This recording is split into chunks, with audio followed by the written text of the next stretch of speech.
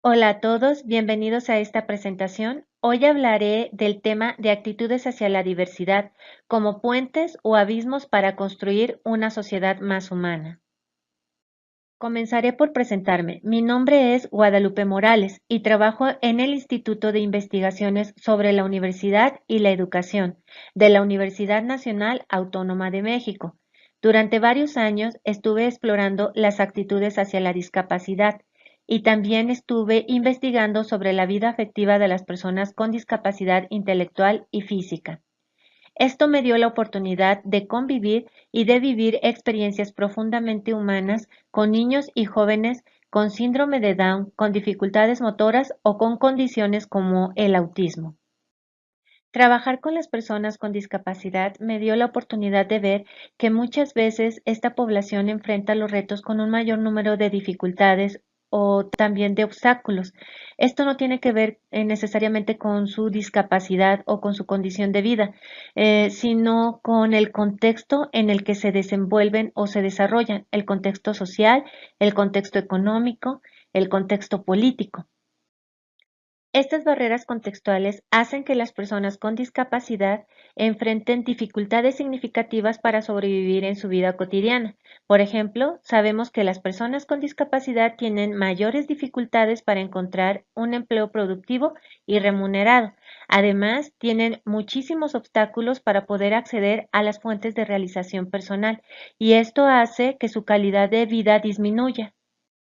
De hecho, una parte de esta población experimenta altos índices de pobreza y también la mayoría de ellos en algún momento de su vida ha tenido experiencias de discriminación.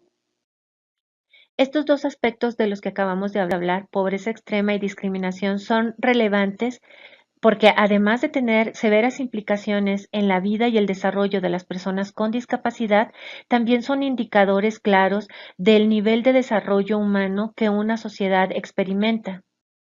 Entonces la pregunta sería, ¿cómo saber cuánto desarrollo humano ha alcanzado nuestra sociedad para poder brindar los espacios físicos y humanos para que las personas, todas, con y sin discapacidad, alcancen su máximo desarrollo?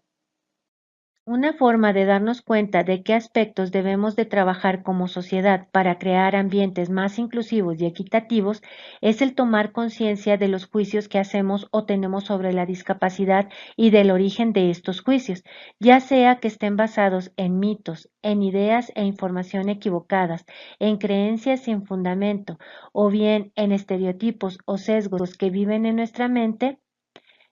Es importante comprenderlos y para ello la psicología cognitiva nos ofrece diferentes herramientas de investigación.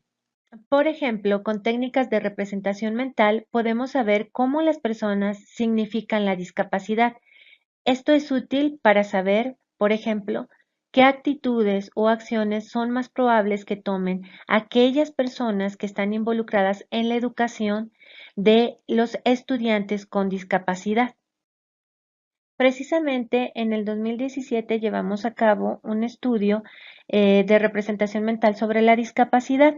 Para ello hicimos un diagnóstico sobre los esquemas de conocimiento en un grupo de estudiantes que estaba siendo entrenado para la atención a personas con discapacidad.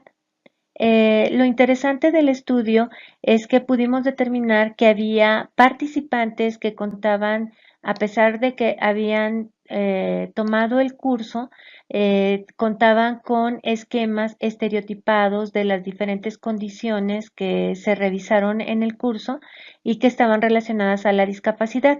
Y había participantes que contaban ya con un esquema de conocimiento más formal y académico. Esto es de relevancia porque precisamente este grupo de estudiantes posteriormente se incorporaría a la práctica con el tratamiento de personas con discapacidad. Si un estudiante no cuenta con los recursos de conocimiento académico para el trato de las diferentes condiciones, es muy probable que su trato hacia la persona y las estrategias de intervención que utilice, pues no sean las más adecuadas. Por otra parte, los sesgos cognitivos que se tienen cuando hay esquemas que son estereotipados, como en la primera parte, llevan a tomar decisiones que generalmente no tienen beneficio para las personas con discapacidad. Este tipo de estudios es muy relevante porque nos permite ver las mentes que en cierta forma moldean el ambiente y las circunstancias que rodearán a la persona con discapacidad. Son estas mentes las que en muchas ocasiones deciden cuáles son los límites de las personas con discapacidad, incluso aunque esos límites en muchas ocasiones no sean reales. Los estudios de representación mental nos permiten dar cuenta de una verdad que tiene un impacto sobre la vida de las personas con y sin discapacidad. Esto es, los ojos ven lo que el cerebro quiere. Es decir, solamente se puede partir de aquello que conocemos, de aquello que hay en nuestra mente. Los juicios, las ideas no parten de la nada, parten de aquello que tenemos dentro de nuestra mente.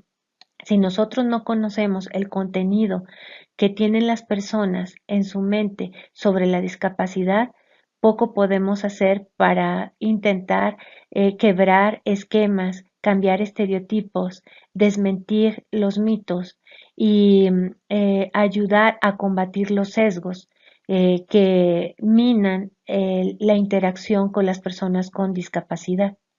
Nuestra mente nos empodera con mecanismos que nos permiten sobrevivir y adaptarnos a nuestro medio. De hecho, en muchas ocasiones estos mecanismos nos permiten salvaguardar nuestra vida. Por ejemplo, en 250 milisegundos nosotros podemos saber si algo es peligroso o no para nuestra integridad física y en cuestión de milisegundos podemos tomar una decisión y realizar una acción para resguardarnos de este peligro. Pero también estos mecanismos juegan un papel importante cuando interactuamos con otras personas e incluso nos pueden llevar a tomar decisiones y acciones que no son tan funcionales. Por ejemplo, cuando conocemos por primera vez a una persona, podemos cerrarnos a la interacción con esa persona porque a primera vista la persona nos pareció que no era compatible con nuestro carácter. Es decir, nosotros hicimos un pronóstico en 250 milisegundos acerca del carácter de la persona. Esto es un mecanismo que tenemos de manera automática. Juzgar de manera automática es algo que nos permite tomar decisiones en el momento. Sin embargo, en algunas ocasiones, este tipo de mecanismos puede llevarnos a tomar decisiones que no son productivas ni tan funcionales para nosotros como para las personas que interactúan con nosotros. Estos mecanismos evaluativos también juegan un papel importante dentro de la educación. Por ejemplo, en un salón de clases, cuando el maestro entra por primera vez, los estudiantes en cuestión de milisegundos están tomando juicios o están haciendo juicios acerca de cómo será su relación con el maestro e incluso realizan pronósticos sobre qué también les irá en esa clase. De hecho, desde ese momento ellos toman ya una actitud que sin duda impactará su desempeño académico. Por otra parte, el maestro también toma posturas actitudinales hacia los estudiantes, realiza juicios con las claves visuales y auditivas que tiene en ese momento y realiza pronósticos acerca de la probabilidad de éxito que tendrá un estudiante o incluso el grupo completo para alcanzar las metas que se han planteado en ese curso. Entonces, ¿juzgar es malo? ¿Estos mecanismos tienen un impacto negativo en nuestras vidas siempre? Los mecanismos evaluativos con los que cuenta nuestra mente son muy importantes porque nos ayudan a determinar cuál es la probabilidad de que algo suceda, a tomar decisiones importantes y a actuar en ciertos momentos. Las dificultades se presentan cuando en nuestra mente se cometen errores en el procesamiento de la información, ya sea cuando seleccionamos información del ambiente, sea cuando la codificamos o la interpretamos. Y estos errores se pueden dar tanto en el procesamiento automático de la información como en el procesamiento controlado de la información. Es decir, cuando la información llega y no tenemos el control voluntario sobre qué información queremos seleccionar o codificar o interpretar, o también cuando decidimos de manera voluntaria qué es lo que queremos creer. La forma en cómo procesamos la información influye en nuestra percepción y la interpretación de los eventos a los que estamos expuestos. También la forma en cómo percibimos a las personas con las que interactuamos. Y este procesamiento está influido por aspectos de tipo evolutivo, de tipo cultural, por nuestra experiencia a través de la vida, por el contexto en el que estamos, por nuestras propias características o por los esquemas que ya hemos almacenado en nuestra memoria. Hoy vamos a ver algunos de los estudios en donde vemos cómo afecta la experiencia, el contexto y nuestros esquemas en las decisiones, en las opiniones, en las percepciones que tenemos con respecto a la discapacidad. En el 2018 realizamos un estudio sobre las actitudes hacia la educación inclusiva con maestros de educación especial y maestros de educación regular. Los resultados mostraron que los maestros de educación especial tenían una actitud mucho más favorable que los maestros de educación regular hacia las experiencias de educación inclusiva. Esto puede deberse a varios motivos, entre ellos al factor de experiencia. Notarán que la mayoría de los maestros de educación regular habían tenido experiencias inclusivas en su salón de clase, mientras que los maestros de educación especial no habían participado en programas de educación inclusiva de sus estudiantes al sistema de educación regular. Y esto puede hacer una diferencia dado que los maestros de educación regular podían tener un panorama un poco más amplio sobre las dificultades y las ventajas o los recursos con los que se cuenta para poder lograr esta experiencia en su campo educativo. Por otra parte, una hipótesis podría ser que las personas juzgamos de una manera más favorable siempre al grupo al que creemos pertenecer. Aquí sería muy interesante saber de qué forma los maestros, tanto de educación especial como de educación regular, conceptualizan la discapacidad. Si la ven como parte de o como parte de la identidad de su grupo o como si fuera un grupo separado del grupo al que ellos pertenecen. Esto es muy interesante porque en otros estudios se ha mostrado que las personas tienden a tener juicios más favorables sobre el desempeño de los integrantes de su grupo o del que ellos consideran su grupo que sobre los integrantes de grupos a los que ellos consideran externos. Para explorar la hipótesis anterior se llevaron a cabo varios estudios de representación mental y aquí presentaremos los resultados preliminares de uno de esos estudios, en donde participaron maestros de educación regular con experiencia en educación inclusiva. Noten que estos maestros en su representación mental resaltan 4 ejes importantes para lograr una educación inclusiva. El primero es tener metas y valores relacionados a la inclusión. Especialmente con respecto a la aceptación de los estudiantes con discapacidad y al trato con igualdad entre estudiantes con y sin discapacidad. Por otra parte, el aseguramiento de ciertas condiciones humanas y ciertas condiciones ambientales que favorezcan el logro de estas metas y la práctica de estos valores. Por ejemplo, en cuanto a las condiciones humanas, se requiere la participación activa, la participación de los protagonistas involucrados en el proceso de educación inclusiva, alumnos, maestros y padres de familia. por otra parte, el trabajo conjunto y la atención centrada en la inclusión de las estudiantes con discapacidad.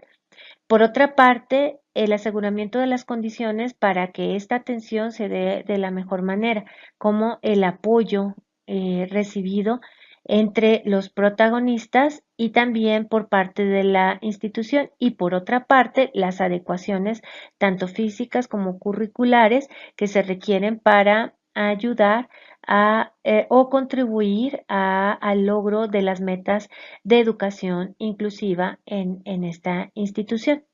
Lo interesante de los resultados de este estudio es que los maestros que participan en este tipo de programas tienen una visión, bueno, en esta muestra en específico que se llevó a cabo en una escuela de la zona norte del país, eh, pues es claro que los maestros tienen una visión ya bastante amplia sobre lo que se requiere para poder lograr los objetivos de una educación inclusiva.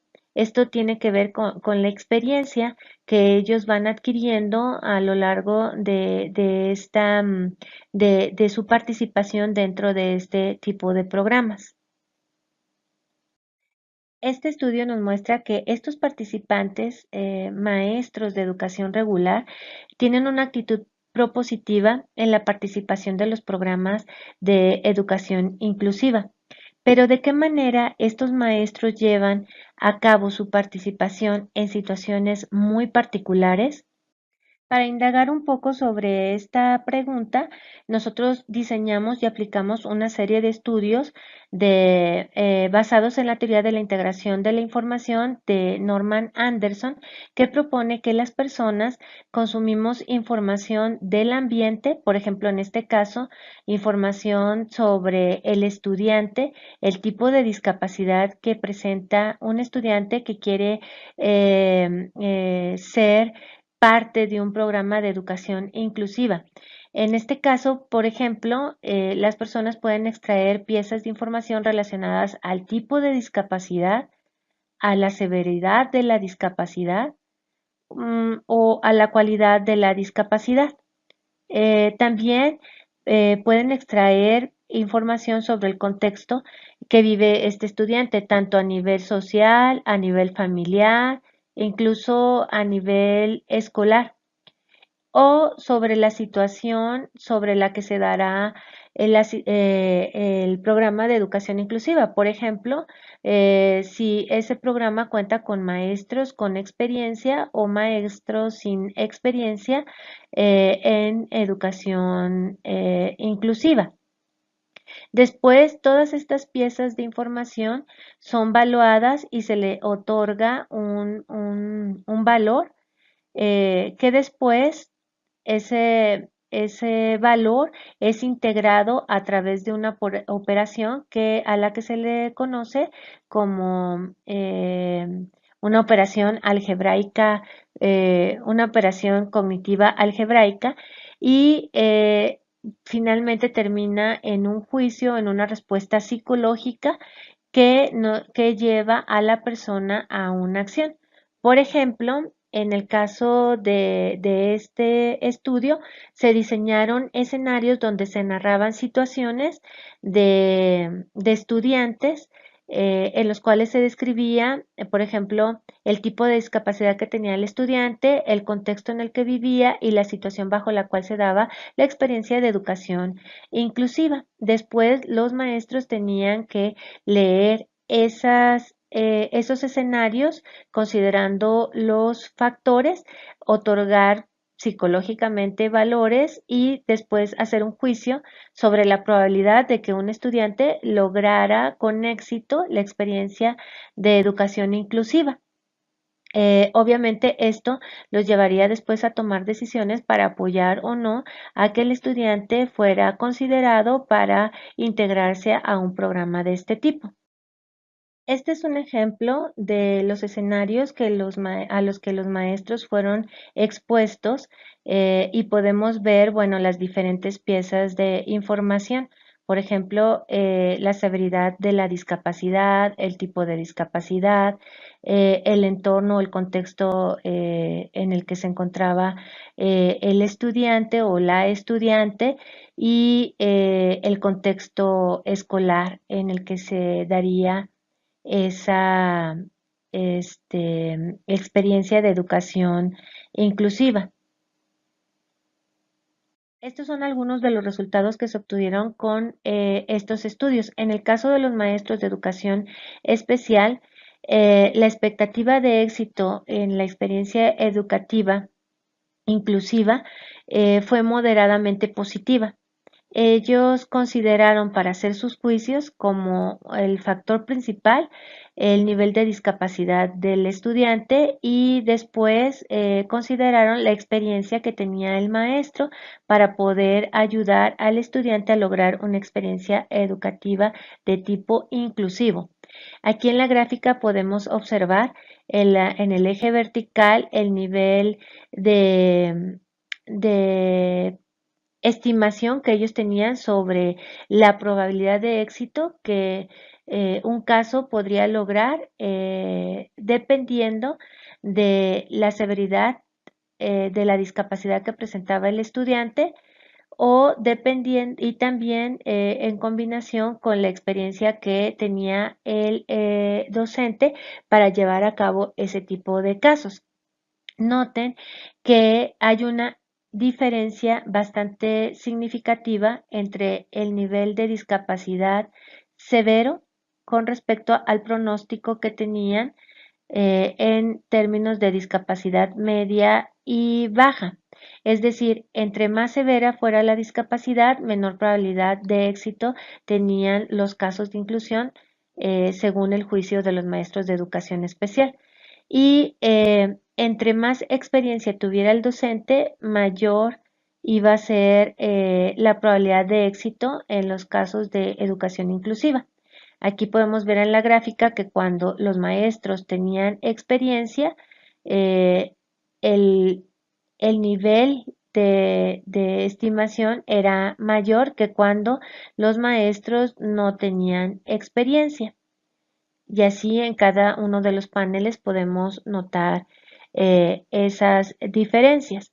Por otra parte, este mismo instrumento se aplicó a estudiantes que también tendrían después la posibilidad de participar en programas de educación inclusiva.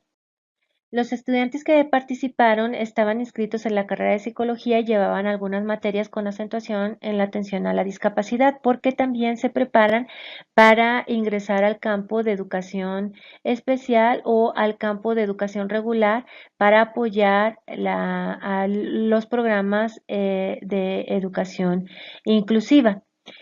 Aquí notamos que ellos tenían un pronóstico positivo moderado alto hacia alcanzar el éxito en la educación inclusiva en los casos que leyeron. De hecho, tenían un pronóstico más favorable o un poco más favorable que los maestros de educación regular. Mientras que los maestros de educación regular tuvieron una media de 6, los estudiantes de psicología tuvieron una media de 7. Por otra parte, los maestros de educación especial consideraron como el factor más relevante para alcanzar el éxito en la educación inclusiva el grado de severidad con el que ingresaba el estudiante al programa de educación inclusiva, mientras que los estudiantes de psicología consideraron que el factor relevante para lograr el éxito en este tipo de experiencias es la experiencia del docente en los programas de educación inclusiva. Si el docente tenía experiencia, entonces el nivel de éxito podría ser mayor que cuando el docente no tenía experiencia en este tipo de programas. Noten que las distancias entre del nivel de éxito que se puede tener dependiendo de la discapacidad no es tan diferente en este caso en comparación como el patrón que mostraban los maestros de educación especial. Aquí probablemente el factor de experiencia tiene que ver con estas diferencias en el juicio que presentaron los maestros de educación especial comparados con los estudiantes de psicología. Como habrán observado, los estudios basados en la teoría de la integración de la información son muy valiosos para obtener información acerca de los mecanismos cognitivos que subyacen o que generan los juicios acerca de diferentes aspectos de la educación inclusiva y la discapacidad. En este caso, vimos, por ejemplo, juicios asociados a la probabilidad de éxito que son generados a través de mecanismos de selección e integración de diversos factores que se pueden encontrar en ambientes reales, como por ejemplo las características del estudiante que se quiere involucrar en una experiencia de educación inclusiva o la experiencia que los maestros tienen con respecto a este tipo de programas o incluso las condiciones o el nivel educativo en el que se desea realizar este tipo de experiencias. Eh, los estudios de álgebra cognitiva tienen esta particularidad de que pueden llevar a aquellas personas que participan a situaciones reales, a evaluar situaciones que son probables, probablemente ellos se puedan enfrentar en la realidad. Comprender los juicios y las actitudes hacia la discapacidad y hacia la educación inclusiva es muy importante porque precisamente son estos factores los que en muchas ocasiones determinan o impactan el nivel de oportunidades al que las personas con discapacidad podrán acceder y en esta medida también impactan el nivel de desarrollo que ellos pueden alcanzar en los diferentes ámbitos en los que se desenvuelven. No se puede heredar a las nuevas generaciones lo que no se tiene como sociedad. Por ello, cultivar y ejercer los valores de equidad y de respeto hacia la humanidad de todas las personas con y sin discapacidad es un legado sin duda invaluable para las nuevas generaciones.